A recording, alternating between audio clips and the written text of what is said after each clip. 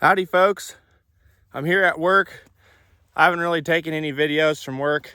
I'm working at a farm, Ingram Manson Farm here in Salina, Kansas. They wanted me to manage their regenerative farm they were trying to start, and I didn't know if what kind of videos or if they wanted to start their own channel or anything. So I haven't taken very many videos, but we're using this timeless fence, and I figured you guys might like to see it. Maybe in the future I'll make more videos over here in the Salina Farm. That's what I call it, because we're doing some pretty cool stuff. But right now we're just gonna look at this timeless fence. I built 3 miles of this stuff. This is their big post, their big T-post shape, and it's kind of hard to see.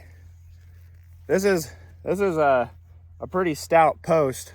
We ran 6 wires, 4 low ones and then 2 high ones. It's pretty overkill, but I wanted to make sure nothing was going to get out. I've got a Speedrite 46 power in this.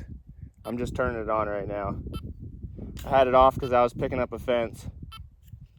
A Speedrite 46 power in this field here, and there's 3 miles, a half a section, so it's a mile by half a mile rectangle. Keeping these 6 wires hot.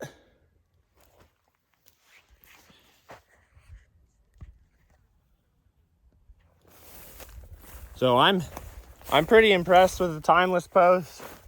We became a dealer here in Kansas. They don't handle fire very good, but for a boundary fence like this, if you're willing to be patient when you put them in, because they are a little bit flexible, we push these with a skid steer. These big posts, that's the 2 1/8 T-post. They are stout. I put these in, and most of them went in when it was cold outside, and we sleeved them with a skid and with a piece of pipe and pushed them in with a skid steer, and they'd take everything the skid steer would give them. It'd pick the tracks off the ground. They're not for everything.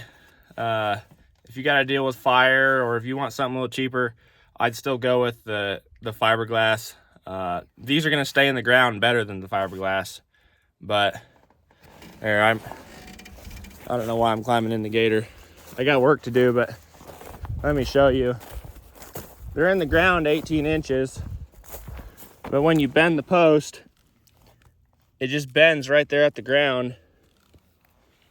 So most of it is still down in there. It's just solid. You can't hardly pull these things out. We broke ratchet straps trying to pull them out with the skid steer, and the fiberglass posts just don't grab that good in the ground.